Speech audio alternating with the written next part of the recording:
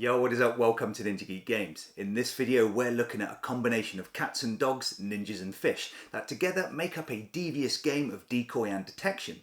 Shadow Ninjas is a one versus many game where one player takes on the role of stalwart and vigilant samurai guard dogs and the others light-footed felines looking for a tasty snack.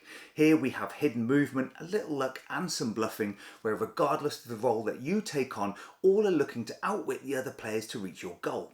Now just for clarity, this copy of the game was kindly provided by Cheatwell Games, and with that out of the way, let's jump in. It's meow or never.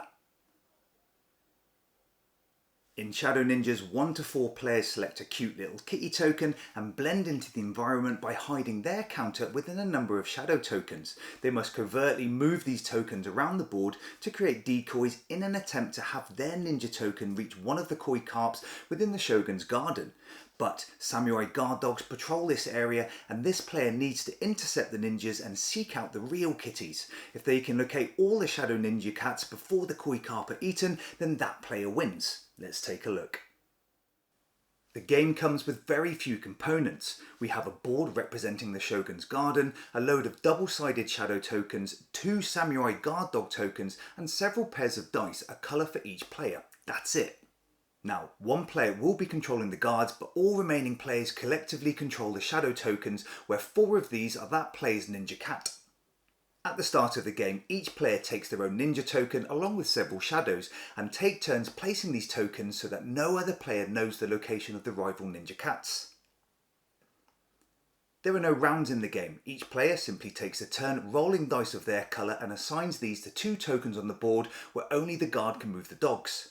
So this is a roll and move game. When the guard rolls, they'll choose which die to assign to each counter and they move the dogs up to the value rolled, but you can't move diagonally. However, when it's a ninja cat player's turn, they can assign the die to any shadow counter on the board regardless of who placed it. This sequence of events continues until a ninja cat token lands on the space of a koi carp, in which case that player wins, or the guards have hunted down those pesky felines. For the Shadow Ninjas, you'll be moving any token you choose. If you can remember where your token is, you can keep it safe and use the decoys as a distraction to reach your goal.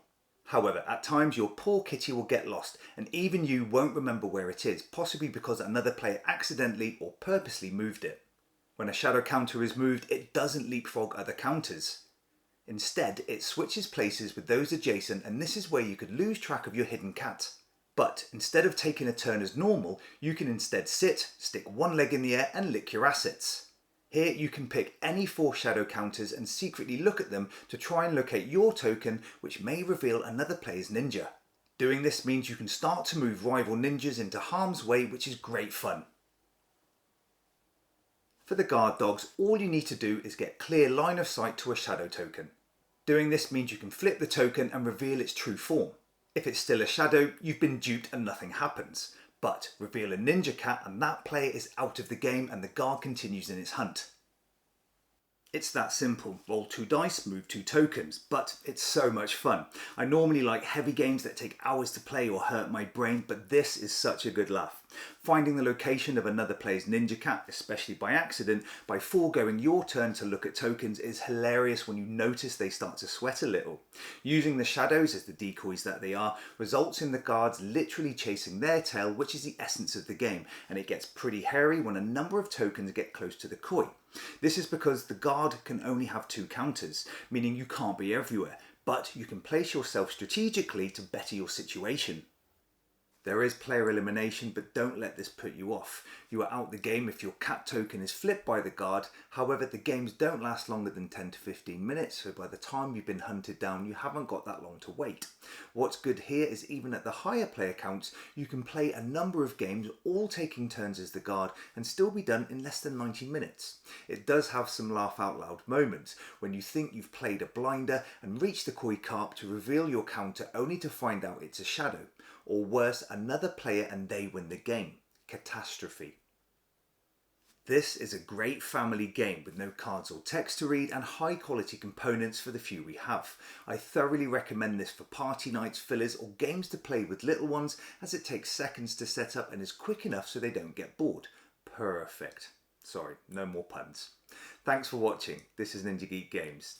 Cheers.